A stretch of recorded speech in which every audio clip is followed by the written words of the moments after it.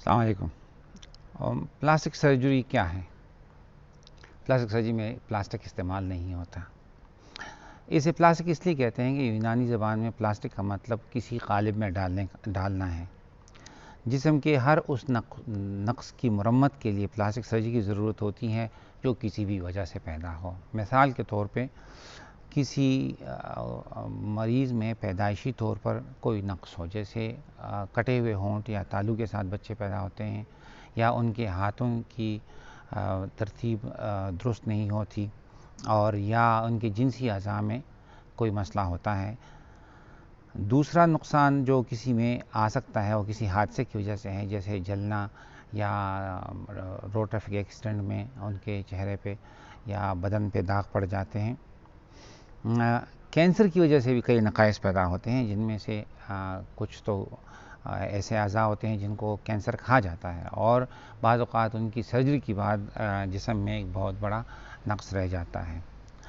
عمر بھی جسم پر اپنے نشان چھوڑتا ہے، اور جسم کی تازگی مان پڑ جاتی ہے یا بدن یوں سمجھ لیں ڈھہ جاتا ہے۔ ان نقائص کی مرمت کا نام پلاسٹک سرجری ہے۔ جو پیدائشی نقائص ہیں، جیسے سب سے عام کٹے ہوئے ہونٹ یا تالو یا جنسی اعضاء میں نقائص، ہم پلاسٹک سرجنز کو دیکھتے ہیں اور ان کا علاج کرتے ہیں۔ یاد رہے کہ پلاسٹک سرجری ایک بہت وسیع اسپیشلٹی ہے۔ اس میں مزید کئی اور اسپیشلٹیز آ جاتے ہیں، تو کئی ایک پلاسٹک سرجنز ان میں سے کسی ایک شعبے کو ہاتھ میں لے کر اس میں مزید تجربہ حاصل کرتے ہیں، اور تاکہ وہ جو ہے تو اس کو بہتر طریقے سے ان کا علاج کر سکے۔ اور یہ اسی کی وجہ سے جو ہے، جیسے میں بذات خود جو ہے تو کٹے ہوئے ہونٹ اور تالو کا علاج زیادہ کرتا ہوں، جنسی اعضاء کی سرجری کرتا ہوں، اور اس کے علاوہ جلنے کے امراض بھی میرے پاس زیادہ آتے ہیں۔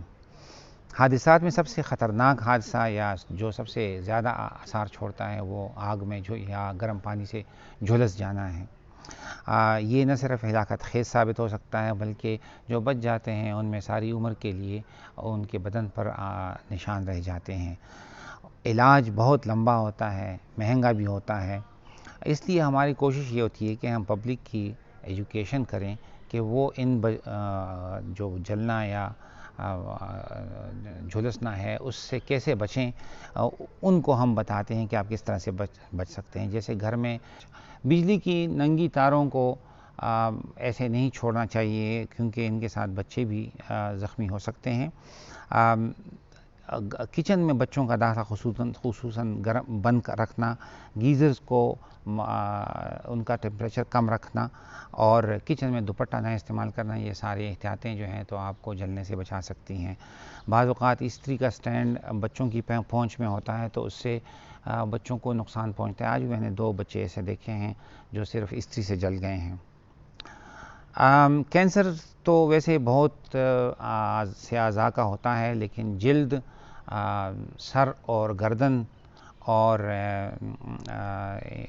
چھاتی کا جو کینسر ہے، اس میں پلاسٹک سرجری کا بڑا دخل ہوتا ہے، اور پلاسٹک سرجری کبھی اکیلے اور کبھی دوسری قسم کے سرجنوں کے ساتھ مل کر ان کا علاج بہتر طریقے سے کر سکتے ہیں۔ مثال کے طور پر چھاتی کے کینسر کا علاج کہ خاتون کو چھاتی سے محروم نہ ہونا پڑے یا دوسری چھاتی بنائی جائے۔ گردن کا کینسر ہٹانے کے بعد بہت بڑا گھڑا رہ جاتا ہے، اس کو بھرنے کے لیے پلاسٹک سرجن کی خدمات ضروری ہوتی ہیں۔ بسا اوقات عمر بہت زیادہ شدت سے اپنے نقوش چھوڑتا ہے بدن پر، ماتھے اور چہرے پر جھریاں نمودار ہو جاتی ہیں، جو آئی بروز ہیں وہ نیچے کھسک آتی ہیں، آنکھوں کے گرد حلقے بن جاتے ہیں، گردن میں سلوٹیں نمودار ہوتی ہیں۔ لیکن بعض اوقات کچھ لوگ ایسے ہوتے ہیں جن میں یہ آثار کم عمری ہی میں نمودار ہونا شروع ہو جاتی ہیں، اور لگتا یہ ہے کہ ان کی عمر ان کی جو اپنی عمر ہے اس سے زیادہ لگتی ہے۔ یہ سب کاسمیٹک سرجری کا ڈومین ہے۔ کاسمیٹک سرجنز، ہم کاسمیٹک سرجری کے ذریعے سے وہ اس طرح کی مرمت کرتے ہیں کہ ان کی عمر اپنے وقت سے کم لگے۔ اس سے کاسمیٹک سرجری بھی کہتے ہیں. بعض لوگ پلاسٹک سرجری سب صرف کاسمیٹک سرجری سمجھتے ہیں. جی نہیں، کاسمیٹک سرجری پلاسٹک سرجری کا ایک چھوٹا سا شعبہ ہوتا ہے. اب میں نے جیسے عرض کیا کہ عمر کے جو نقوش ہوتے ہیں وہ ہم ہٹاتے ہیں. اس کے علاوہ کئی لوگ ایسے ہوتے ہیں جو اپنی ناک سے خوش نہیں ہوتے، بچپن سے ان میں کوئی ٹیڑھا پن ہوتا ہے یا ویسی بہت بڑی یا بہت چھوٹی ہوتی ہیں. کئی نوجوان ایسے ہوتے ہیں جن کے بال گرنا شروع ہو جاتے ہیں، ان کو بال لگانا، یہ سب ہمارا پلاسٹک سرجری کا میدان ہے. چہرے پہ اگر کسی حادثے کا نشان رہ جائے اس کو بھی اس سے کم کرنا، یہ پلاسٹک سرجری کا ڈومین ہے.